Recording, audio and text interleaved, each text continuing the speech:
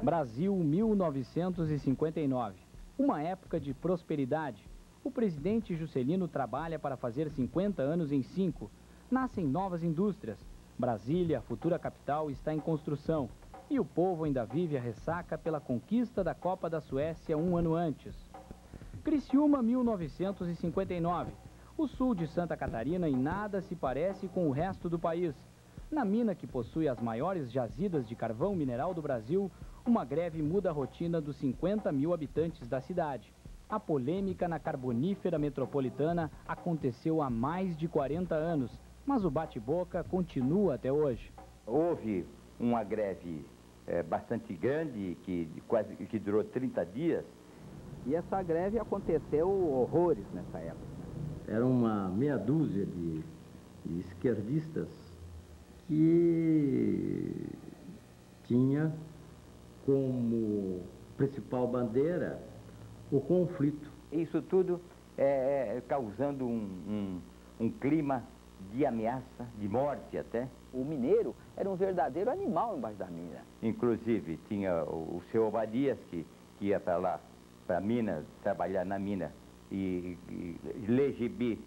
O que não estava no gibi era o medo que se tinha do comunismo. E os comunistas, por sua vez, tinham medo de Dionísio Freitas e Santos Guglielmi, os poderosos donos da carbonífera metropolitana. Criciúma era conhecida como capital do carvão, mas também poderia ser chamada de capital do comunismo. Os sindicalistas da cidade eram ligados à cúpula nacional do Partido Comunista. O presidente do Sindicato dos Mineiros, Antônio Parente, vivia em contato constante com o presidente do Partidão, Luiz Carlos Prestes. Em Criciúma, quem participava das manifestações ouvia a radiodifusora e dava oi para Antônio Parente. Tinha nome, comunista. A história de que Criciúma era um reduto de comunistas, eu acho que isso não ficou muito bem claro na história, né? Nós tivemos pessoas extraordinárias que acabaram tendo essa pecha de comunistas, que na verdade não eram nada disso.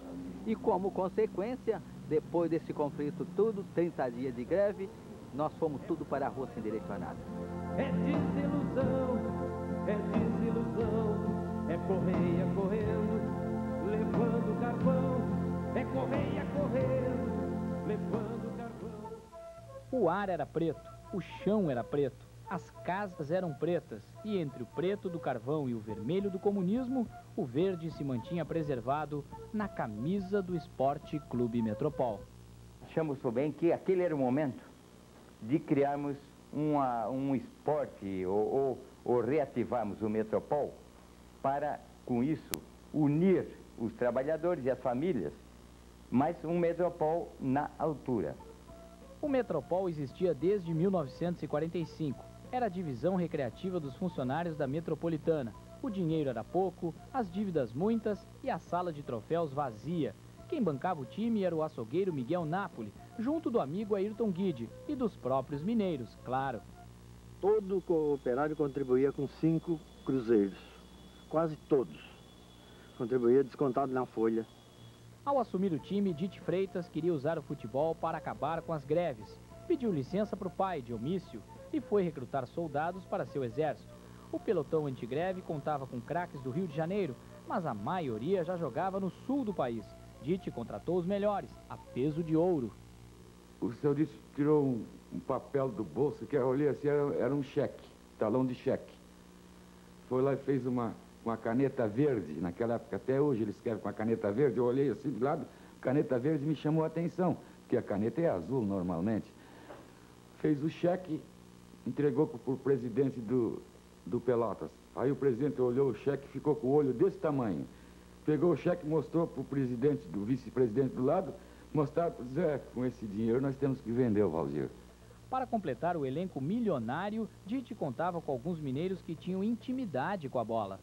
Eu vim como mecânico, mas eu vim para jogar no Metropol. Trabalhava até as 2, 3 horas, depois saía para fazer física, treinamento com bola, né? Eu fui fichado como torneiro mecânico, né? Mas eu fazia as duas funções, jogava e ia trabalhar. Aí um dia o Dite perguntou assim para mim o que é que eu achava melhor, se era só jogar e dispensar o serviço, né? Evidentemente que eu preferi mais a bola, né? O exército verde e branco estava completo. Dentro de campo, os 11 de Dite Freitas começaram a cumprir o seu papel, vencer. Em 1961 já eram bicampeões do torneio regional. Foi o bastante para inverter o clima de greves. É que cada mineradora tinha seu próprio time. Ser bicampeão fez os mineiros da Metropolitana se sentirem mais importantes que os mineiros das outras empresas. Criou-se uma amizade, porque criou-se em torno do Metropol um objetivo comum entre as duas partes, que era o objetivo de ver o time vencedor. Eu briguei por aquele time, eu apanhei por aquele time, eu fui preso por aquele time. Uma história muito grande é que o Metropol, meu time, eu era fanático, não podia perder. Você no futebol, você vê o empregador abraçado e vice-versa com o empregado. Não foram só os mineiros que se converteram. Junto da comissão técnica, viajando com a equipe e recebendo até a faixa de campeão, estava Padre Huberto. De repente, não se discutia mais política, futebol ou religião. Qualquer divergência encerrava com a palavra Metropol. Eu, por minha vez, era um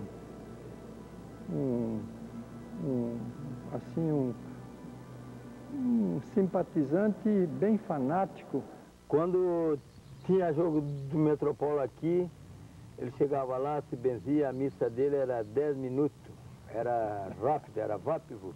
Naquele tempo, por causa da união da igreja e do Metropol, eu tive muitas regalias. A própria igreja da Metropolitana foi construída pela Companhia Metropolitana. Com a bênção de Padre Huberto, o Metropol foi tricampeão estadual em 60, 61 e 62. Atropelou antigas potências como Ercílio Luz, Paula Ramos e Marcílio Dias. Era o início de uma nova época do futebol catarinense, a época do Metropol. A história do futebol profissional de Santa Catarina se divide em duas etapas. Até o Metropol e depois do Metropol. Para marcar esta nova fase, Dite Freitas reformou o estádio Oval do Lodge e trouxe o Flamengo do Rio de Janeiro para o jogo de reinauguração. O placar, porém, não foi dos mais festivos. Mas foi um desastre, né? Porque nós não estávamos preparados para enfrentar um Flamengo. O Flamengo da época com tudo, os melhores craques do tempo. E nós perdemos de 4-1, não é isso, Djalma? Perdemos aquela partida. Para não dizer 5, a memória me falhou porque eu sempre, a gente puxa para menos, né? Mas foi 5. O Metropol ainda não estava pronto para enfrentar os grandes times. Mesmo assim, a torcida vivia em estado de graça com o tricampeão, principalmente as crianças. Eu lembro que a gente assistia o jogo do Barranco, né? Mas era um apaixonado pelo time, né? Tinha álbum de figurinha. Lógico, quando você tirava uma figurinha do Metropol, era bem mais gostoso. Orgulho era completar a página do time. Todos conheciam a escalação e a história de cada jogador. No gol, Dorni, ex-motorista de caminhão na Metropolitana, ou Rubens, o folclórico Rubão. Na lateral direita, Zezo, filho do roupeiro João Estevão. No miolo de zaga, Flásio e Walter, que de manhã trabalhavam como mineiros e de tarde treinavam. Na lateral esquerda, Tenente, também motorista, que depois foi para o São Paulo e para o Vasco. No meio-campo, Sabiá e Pedrinho, também funcionários da Metropolitana. No ataque, o ponta-direita Márcio, que mais tarde foi para o Palmeiras. Valdir, ex-grêmio, certeza de gols. Chagas, outro ex-gremista, o mais experiente da equipe. E Nilzo, que... bem, Nilzo era Nilzo. O Nilzo, vamos supor, o Nilzo aqui, para nós, ele era o Pelé catarinense, né? Pelé de Criciúma. O Nilzo era muito endeusado, né? Ele era fora de série. Ele era um jogador, para mim, completo. Não tinha estrada ruim. O Nilzo hoje, no futebol brasileiro, ele seria jogador de seleção brasileira. O Nilzo era um grande jogador. O Nilzo não bebia, não fumava. Era um grande jogador. Apenas o que ele gostava. Ele era assim, namorador, mulherengo, como se diz. Mas era uma virtude. Gostar de mulher é uma virtude. Não eram só as mulheres que assediavam o camisa 8 do Metropol. Grêmio e Inter se acotovelavam para falar com o Dite Freitas. Até o Botafogo, que revelou o Nilson, rondava o estádio Oval do Lodge para ter o craque de volta. Só que o patrono do Metropol nem pensava em vender seu principal jogador. Se fizesse isso, seria a greve na certa. Nilson teve que esperar mais um pouco, se bem que ficar no Metropol não era tão ruim assim. Quando nós fomos bicampeão, o Dito chegou para todos os jogadores e falou assim: qual é o prêmio que vocês querem? Querem dinheiro ou querem uma viagem pela Europa? Nós urgentemente gritamos: queremos ir para a Europa, né? Na verdade, o Metropol precisava sair daqui do Brasil para poder adquirir um pouco mais de experiência. Atrás da tal experiência, o Metropol embarcou para a Europa em abril de 1962. A delegação tinha 18 jogadores e 9 membros na comissão técnica. Em campo, o Metropol levava reforços como o atacante Hilário, mas no banco estava desfalcado. Na última hora, Padre Alberto foi barrado pelo bispo. Seria um mau sinal?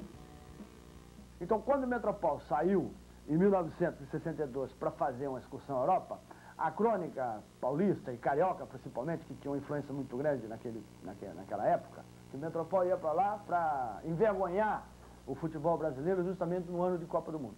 O primeiro jogo foi em La Coruña contra o Deportivo de La Coruña. Na época se falava muito no La Coruña, que fazia um ano ou dois que tinha passado para a divisão principal, né?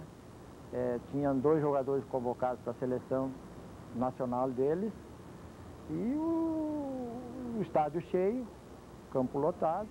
O Metropol não fez feio no jogo de estreia. O placar acabou em 2-2, com direito a uma jogada espetacular de Hilário. Num lance, o Chagas, pela ponta esquerda, foi à linha de fundo e cruzou. Só que cruzou muito alto e a bola foi para o outro lado. Quando ela foi para o outro lado, o Hélio tocou de volta para dentro da área. Mas nesse tempo eu já estava passando pela bola. E eu dei um giro no corpo e virei de bicicleta. E consegui acertar e fazer o gol no empate. Depois da Espanha, o Metropol passou por mais 4 países: Alemanha Ocidental, Suíça, Dinamarca e Romênia. Ao todo foram 23 jogos em 3 meses, jogando num mundo bem diferente do planeta carvão de onde vieram. Saí daqui que não tinha nem paralelo de pipo, não tinha asfalto. Chega lá, encontra tudo asfaltado. Eu fiquei com vergonha lá, eu fumando assim num canto lá, joguei a xepa de cigarro no chão. Passou uma senhora idosa, se abaixou e juntou a minha xepa e jogou no lixo. Quer dizer, aquilo foi um tapa de luva, né? O habla espanhol? Não. Então a gente dizia tudo que tinha que dizer, né? Ô, sua mamicuda, sua feia, ô, sapatão, sua cabeludo, sou isso, sou aquilo. Tudo que vem na língua a gente, né, se dobrava.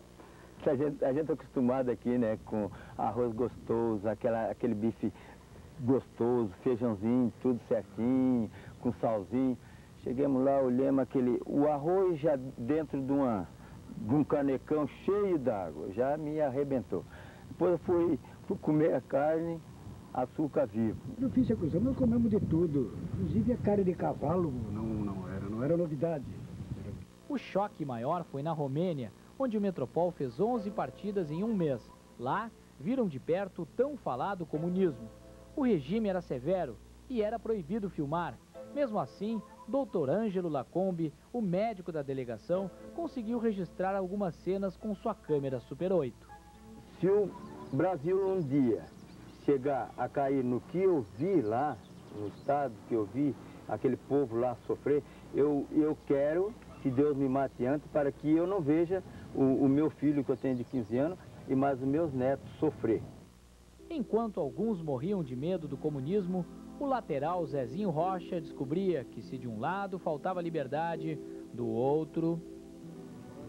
Mulherada era beleza, né? Sabe que na época já era amor livre na Europa, né? Só que nós não entendia coisa nenhuma, né? Você falava... Então eram mulheres bonitas, barbaridade, mas você não entendia ninguém. Nós estávamos numa pracinha, sentados no jardim, e pintou ali uma mulher muito bonita e... Eu fiquei por ali umas horas, bastante com ela. Eu até pensei em me casar, se fosse possível, mas não era. Não era possível porque ela era de um país comunista e só podia sair daquele país casada. E o Metropol não ia perder lá. Então veio uma passagem, uma beleza, uma mulher muito bonita.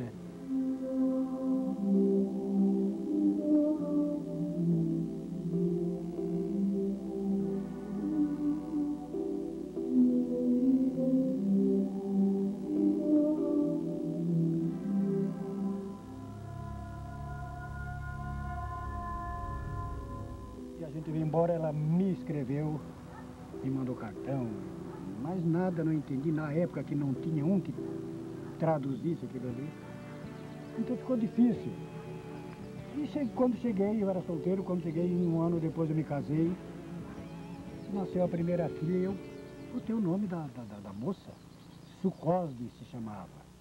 Os resultados do Metropol abafaram a desilusão de Zezinho e também as críticas de quem duvidava do time dos mineiros. A excursão foi uma das maiores do futebol brasileiro pela Europa, um sucesso dentro das 4 linhas. A campanha mereceu até diploma da CBD. Dos 23 jogos, o Metropol venceu 13, empatou 6 e perdeu apenas 4. Marcou 53 gols e tomou 35. Por onde passava, era recebido com festa. Sempre que entrava em campo, o time dos mineiros da Metropolitana trazia a bandeira do Brasil e dava show. O goleiro Rubens arrancava risadas com seus malabarismos.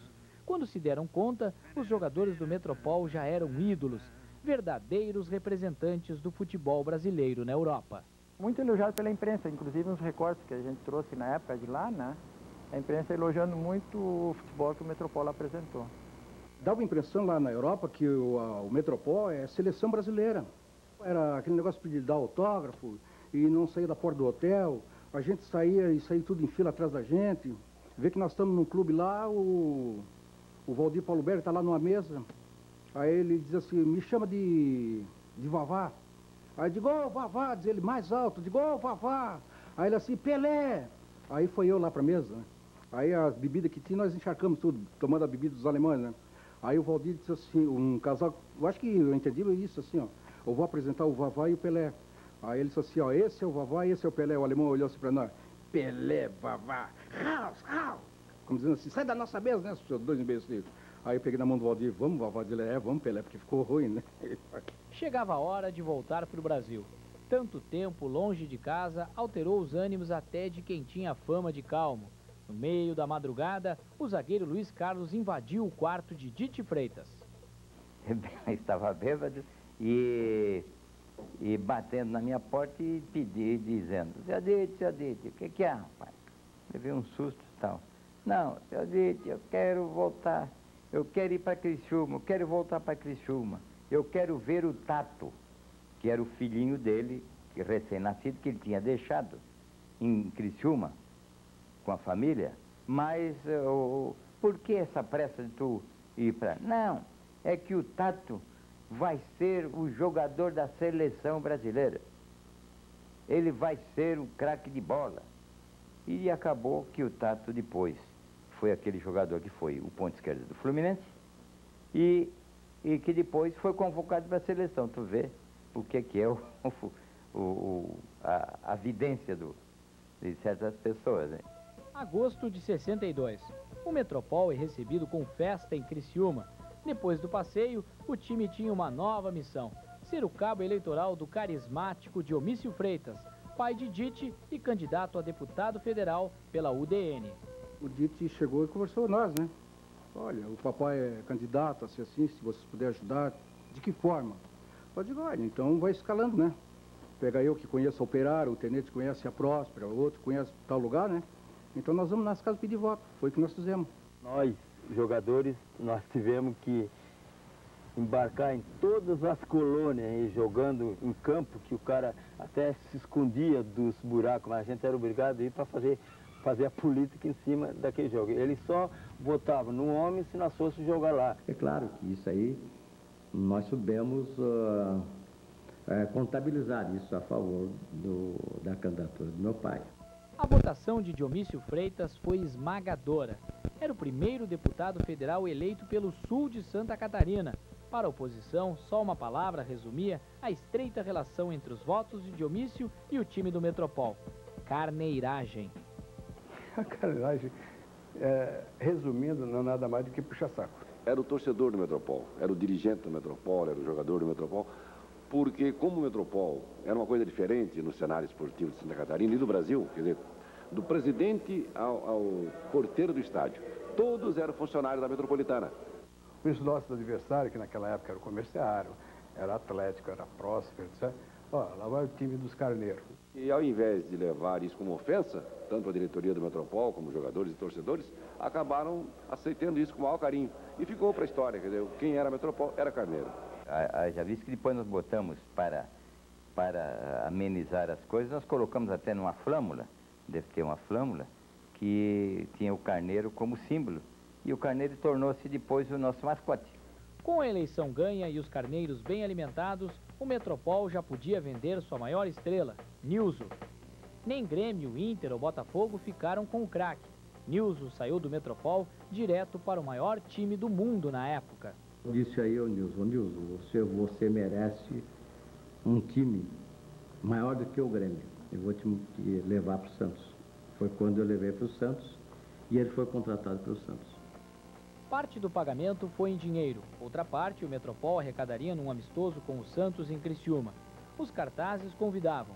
Pelé iria pisar no gramado do Evaldo Lodge, mas na última hora algo saiu errado e o rei não apareceu. Isso aí eu me lembro como se fosse hoje, que o Pelé disse que não podia vir. Que estava sentindo, né, uma contusão, uma distensão na virilha, então houve aquele alvoroço, né? Como é que nós vamos fazer? Porque o Pelé não podendo ir vai complicar. A bilheteria só arrecadou 1/3 do previsto. Um mau negócio para o Metropol. Já o Santos fez sua parte. Venceu por 3-1. E o Nilson? Ele se considerava, por incrível que pareça, ele se considerava melhor que o Pelé. Ele achava que o Pelé só tinha sorte. Nilson foi afastado do Santos e seguiu para o Inter, onde também não chamou atenção. Nilson, qual era a posição dele? Olha, esse eu confesso que eu não me lembro. Com Nilson longe, o Metropol providenciou um substituto à altura. Ou até melhor, Madureira era pura raça. Não aceitava perder nem no treino. Para jogar junto dele, Dite contratou Idésio, uma revelação do futebol catarinense. Os dois fizeram a torcida esquecer Nilson, principalmente depois da campanha na Taça Brasil de 64. No regulamento da disputa entre os campeões de cada estado, os jogos deveriam acontecer só nas capitais. Isso não foi problema. Florianópolis se tornou uma orgulhosa filial do Metropol. Por esse motivo, pelo Metropol ter vindo jogar na capital, ele passou a ser o time do estado, e não mais o time de Criciúma. Por que jogava no Adolfo Conde, no velho Adolfo Conde? Porque o Metropol conseguiu unir torcidas do Avaí e do Figueirense, coisa inacreditável. De março, quando vi o Metropol jogar domingo aqui na Bocaiúva, a galera inteira ficava a semana inteira satisfeita. Porra, tem Metropol domingo. Na Ilha dos Manezinhos, o Metropol eliminou o Maringá, campeão paranaense, e o Grêmio, campeão gaúcho, se tornando campeão da chave sul da Taça Brasil. Isso que tu falou, que a gente perdeu, eu não lembro, porque geralmente quando eu perco, eu não lembro. O Metropol foi sempre um dos empecilhos para o Grêmio chegar às etapas mais decisivas da Taça Brasil. Porque a gente pegava Rio, São Paulo, Minas, Curitiba e Santa Catarina. Eu acho que de todos, para mim, o Santa Catarina era o mais difícil. E nós não tínhamos medo também de jogar contra esses imigrantes, tem? Então a gente sabia que era só fama dos outros times grandes. Na rodada seguinte, o Metropol acabou eliminado pelo Atlético Mineiro. Mas o desafio continuava, manter a hegemonia no estado e ser um grande time brasileiro. Nesta fase, Dilson Freitas, outro irmão de Dite, assumiu a presidência do clube e conquistou o estadual de 67. E o Dite, então, era o nosso capitão, ele que nos orientava. Mas a equipe que trabalhava, que levava, que administrava, que coisa, era Gilberto de Oliveira, Djalma Campos, Dr. Everaldo e Dilson. O Metropol era a grande sensação, né, do momento. E eu acho que todo jogador daquela época, ele gostaria de ter tido uma passagem pela equipe do Metropol. Assim como hoje, qualquer profissional de futebol gostaria de passar por uma equipe grande lá de São Paulo, como é o caso do Corinthians, né? Eu joguei no Palmeiras, joguei no Grêmio, joguei no Vasco. Eu reputo o Metropol, na época, uma estrutura que hoje o Vasco, Palmeiras, medida as proporções, né? Que teria.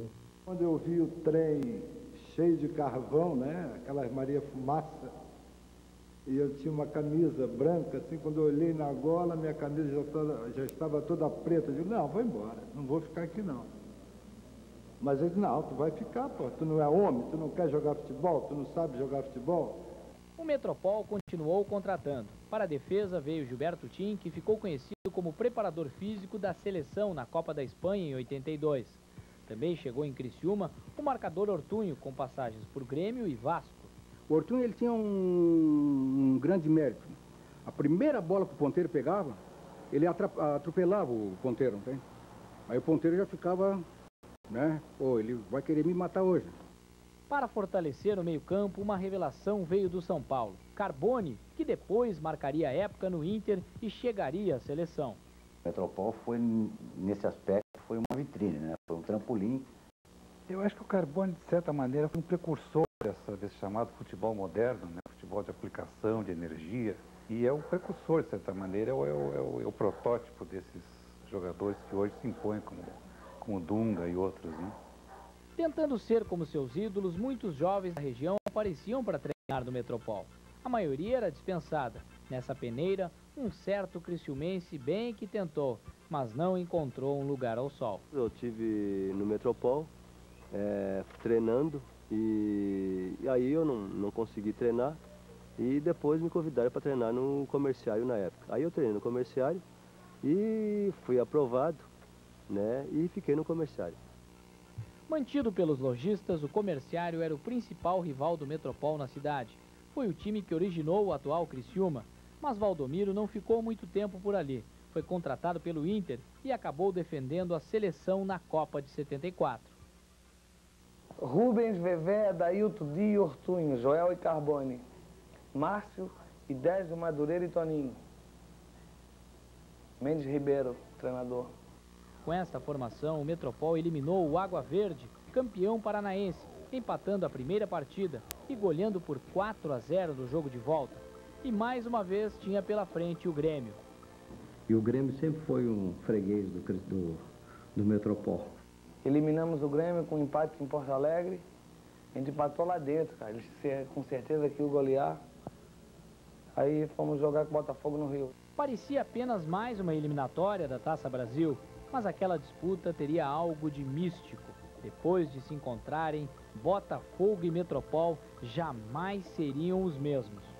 No quarto gol eu falei para o Adailton, puxa Adailton, Santa Catarina Esportiva, nós assistindo, e nós tomando de 4, e eu deitado no chão ainda, né? Diz ele, pois é, botou a mão na cintura, pois é. Diz ele, levanta que vem de novo. O Gersinho chegou lá de canhotinha, pá, quinto gol, sexto, perdemos o jogo 6-1. Eles vieram jogar em Criciúma, perderam de 1-0 e depois voltaram, não admitiram a derrota e culparam, botaram a culpa na insegurança do campo. E pelo regulamento, e 48 horas depois, jogaram aqui, voltaram, jogaram na terceira partida. Eles foram para o Rio de Janeiro e conseguiram inverter o mando de campo. Cancelaram a partida aqui, nos jogaram em General Severiano. Foi uma partida lá numa quinta-feira santa. O Botafogo fez o primeiro gol. E eu aceitei o gol porque o juiz era o Armando Marques. Naquele tempo estava com a moral tremendo o homem, né? Porque a bola para ser gol, ela tem que passar da risca toda. E ela ficou na metade. No caso, o Metropol fez o seu primeiro gol, empatou. E quando estava empatado, já no segundo tempo, caiu um temporal enorme, o juiz interrompeu e nos determinaram para voltar a Criciúma. Nós estávamos aqui, imediatamente, no dia seguinte, outra partida. Aí nós resolvemos, achamos que aquilo era realmente um desrespeito ao Metropol e nós não fomos. E como nós não comparecemos em campo, eles deram a partida como perdida. Ah, sem dúvida nenhuma, que a tendência era para o Botafogo. Tanto é que o doutor Osni, o presidente da nossa federação, Osni Mello, chegou e bateu na mesa e disse: não, o senhor está sendo tendencioso, doutor Osni. Me desculpa, mas o senhor quer dar o título do Botafogo? Então o presidente do Metropol está dizendo: o senhor pode entregar a taça para ele.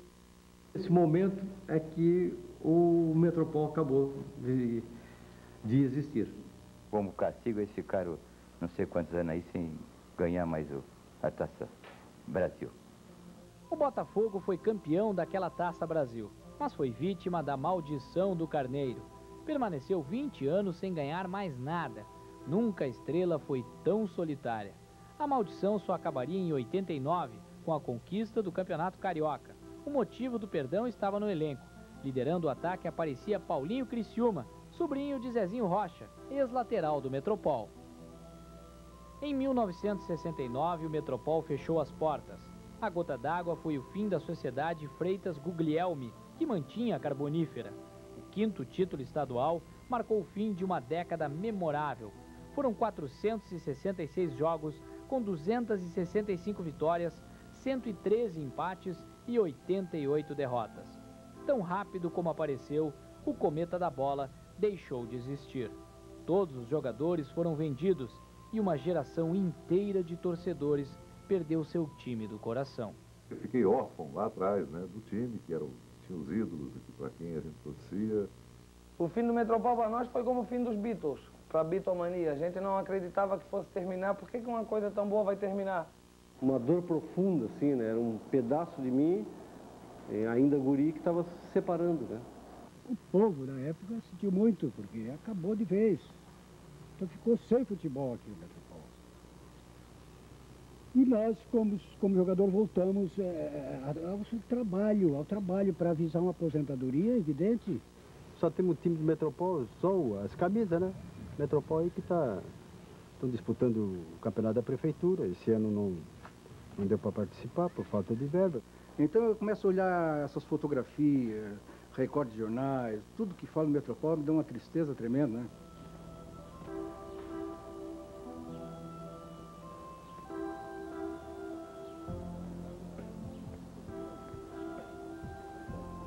A gente se emociona, né? É que foi uma época muito boa. Quem vive ainda está vivendo aqueles momentos.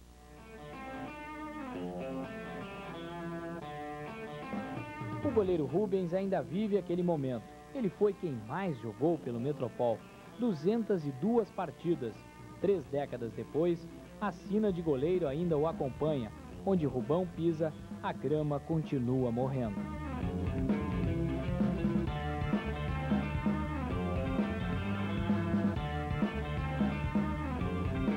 Alguns vieram de longe, outros do fundo da terra.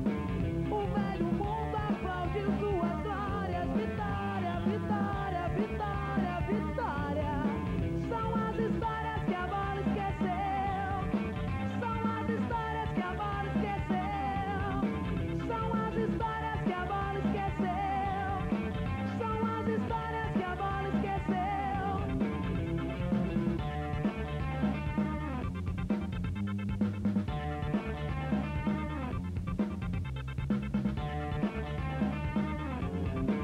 Alguns vieram de longe, outros do fundo.